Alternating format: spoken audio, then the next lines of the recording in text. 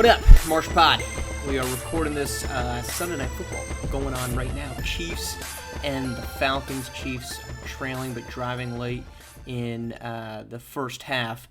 And so we're just going to go through. We watched a lot of football on Sunday.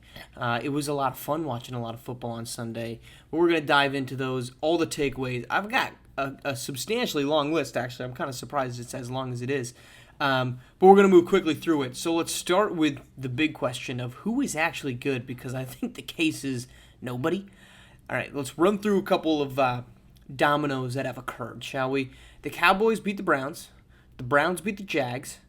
The Giants beat the Browns. So who's good? Are the Giants better than the Cowboys? The Giants who looked anemic the first 2 weeks of the season?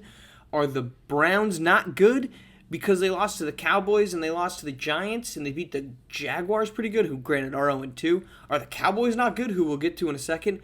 None of that makes sense. Second group, I'm going to go 4 games for you. The Cowboys beat the Browns. We talked about that one. The Ravens just beat the Cowboys on Sunday. The Raiders, though, they beat the Ravens. But the Panthers just beat the Raiders. Who's good?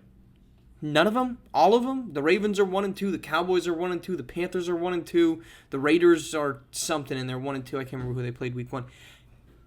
The point is, I don't know who's actually good. I think the Chiefs are pretty good. I think the Chiefs are good. The Vikings are good, who we're going to get to in a second. The Steelers, who we're going to talk about, I think are okay. They're better than we thought. But we don't know who's good, because right now nobody is showing us that they're any good at football through the first 3 weeks. Or they give us these glimpses like the Cowboys do week 1, and then they completely cave the following 2 weeks. They lost a close game scoreboard-wise to the Ravens. That game was dominated by Baltimore from the beginning. We don't know who's good. I think that's a good thing. It makes Sundays entertaining. All right, let's go to the team that I have actually loved. Through the first 3 weeks, I have been putting this team on Sunday Ticket, put a little quad box up, and I make sure one of them's red zone, and then I'm picking 3 other games. If the Jags are playing, guilty, we're watching the Jags.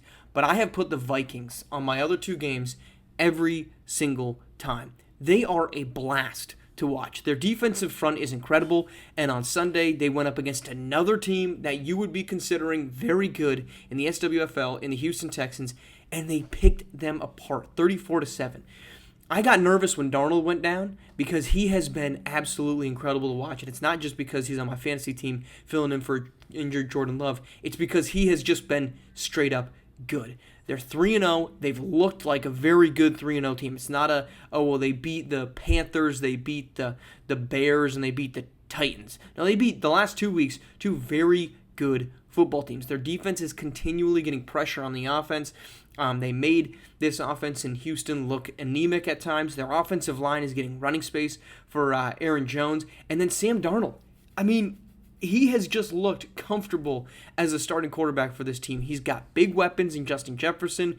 Justin Jefferson's production has not gone anywhere with Sam Darnold being in there. I think this is a perfect example of what matters most oftentimes is the situation that you're in for non-generational talents like a Patrick Mahomes. You can put Patrick Mahomes in any organization right now, not as a rookie, but right now, and he would be successful. That's not true for every other quarterback in the league. Sam Darnold's a great example of that. He has looked fantastic with a running game, with a good offensive line, with offensive pieces on the outside that can make plays, and then a coaching staff that's putting him in the right situation. There's a reason why last season people were like, if Brock Purdy goes down, Sam Darnold's not really that bad of a backup. He's like a pretty good option. We might get the Sam Darnold show. We're getting the Sam Darnold show right now in Minnesota. Let's go to Tennessee. They looked awful in a loss to the Green Bay Packers, to their former third-round draft pick, Malik Willis. The Titans are terrible, and Will Levis looks awful. He made multiple terrible reads. He had a pick 6 where, yeah, sure, it's easy to say this by sitting on your couch, but it was obvious. The defender was sitting on this read. It was sitting on the hook, attacked it, and it was Jair Alexander, walks in with an easy touchdown. The Packers beat the living daylights out of the Tennessee Titans. This was a good Tennessee Titans defense for the first 2 weeks. I think it was ranked first in points allowed. They didn't look it on Sunday. Malik Willis was doing everything in the backfield, who we'll get to in a second. But Will Levis, at this point, he just doesn't look like a starting quarterback. He just doesn't. I mean, you talk about the 2 boneheaded plays he made in week 1 that his coach is even talking about in a post-game press conference, and I don't know what the hell he was doing. It was stupid. I'm paraphrasing, but I don't think I'm too far off with what he actually said. It's not looking good for Will Levis in Tennessee right now. And you can't say they don't have weapons. They've got Tony Pollard, who's, granted, not Derrick Henry, but still a good running back.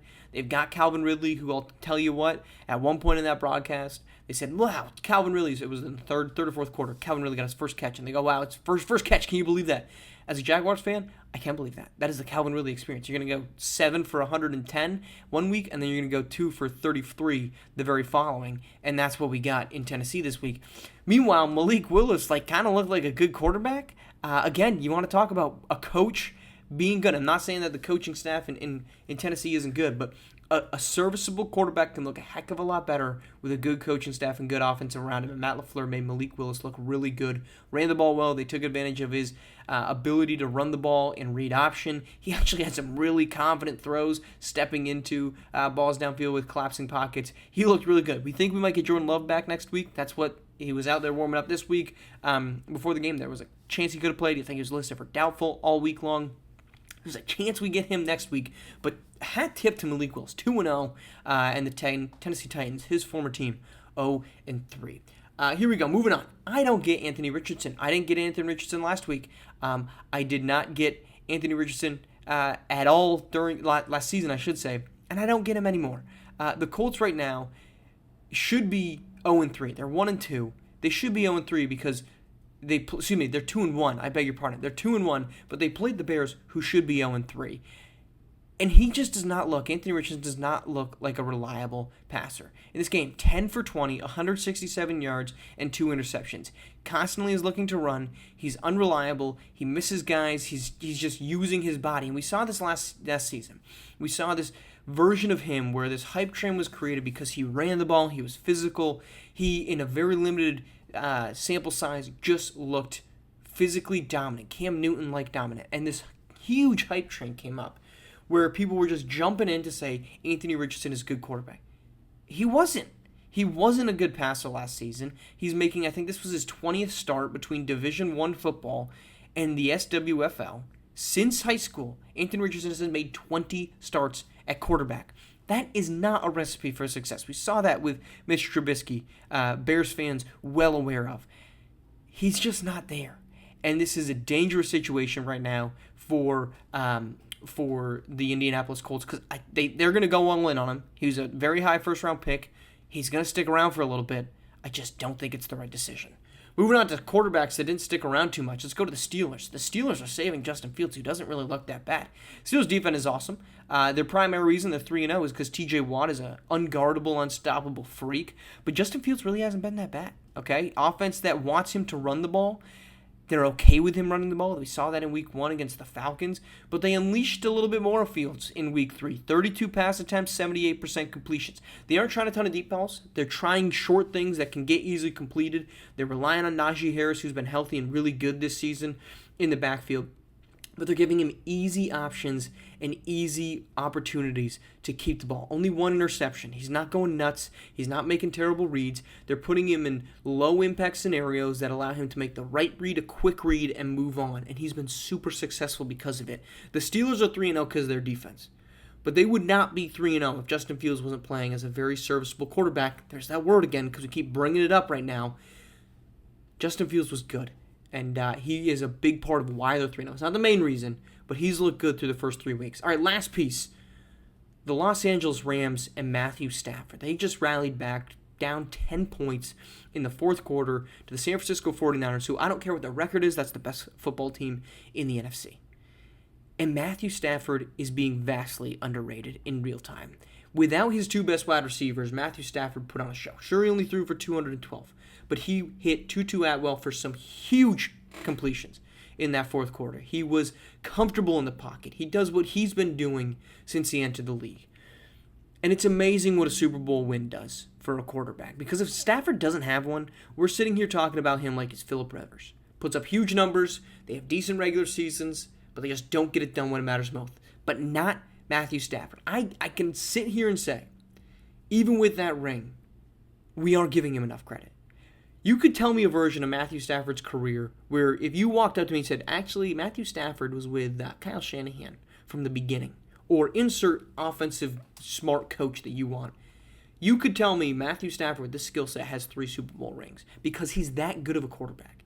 And we're seeing that in LA with Sean McVay that he never had the opportunity to have when he was in Detroit. Yeah, he had Megatron, he had Calvin Johnson, but that football team was just not built, and it didn't have the coaching staff to make it a better football team. He's got that in Los Angeles. We aren't giving him enough credit, and I think that in real time, right now, he is a top 5 quarterback in the SWFL.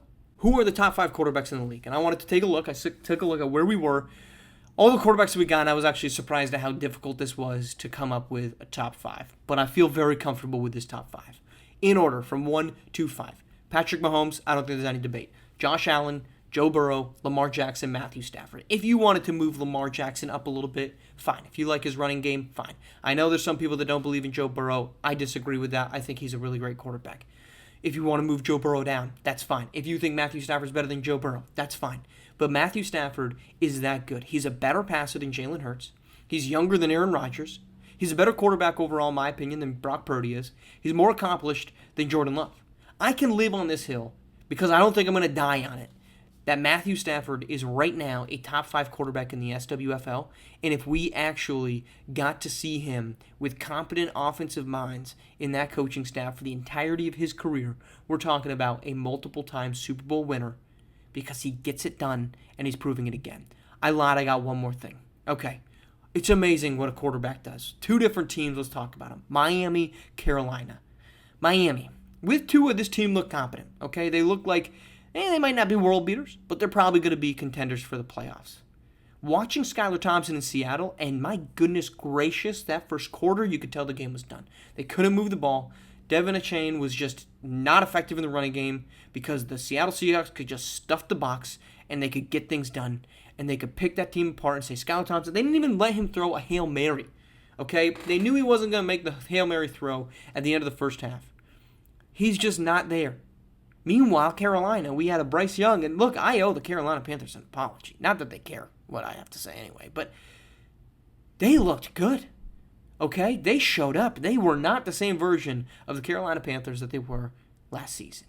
That roster is much better than, last 2 weeks. That roster is much better than what it looked like, or at least it played better than it looked like under Bryce Young. They got stops. Okay, they could run the ball, 114 from Chuba Hubbard.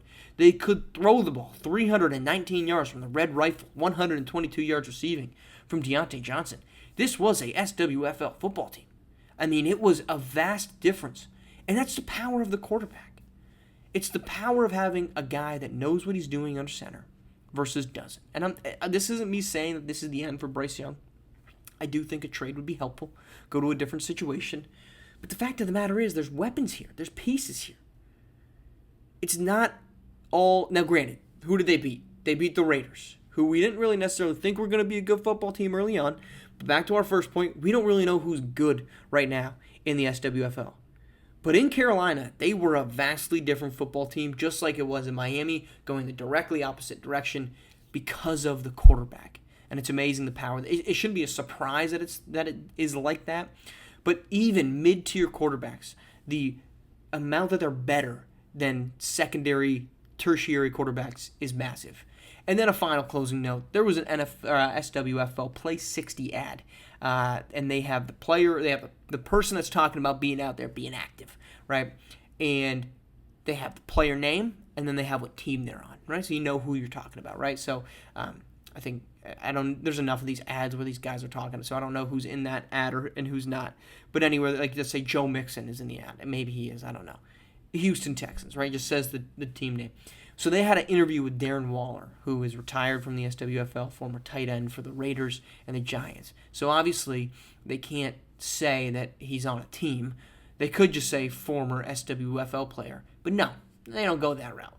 They go with Darren Waller, who in live time we're going to look up his statistics here before we deliver this scathing critique here. Darren Waller, in his SWFL career, played in 86 games, had 350 yards receiving, 4,100 yards on the ground, 350 receptions, 4,100 yards through the air, and 20 touchdowns in his 86-game SWFL career. And so under his name, rather than former SWFL player, it said SWFL legend. And my goodness, legend is carrying a lot of weight in that title. Because I don't think there's anybody that looks at Darren Waller, no disrespect to him. Guy unfortunately just went through the divorce that he dropped the absolute banger, if you will, in response of a rap. I think it was a rap song. I think he was rapping. To call him a legend, man, we're starting to put that bar centimeters off the ground. If all it takes is 86 games played and 20 touchdowns to achieve legend status in the SWFL. All right, we're back on Monday. We'll keep seeing you on SimWorld today. Thanks for tuning in.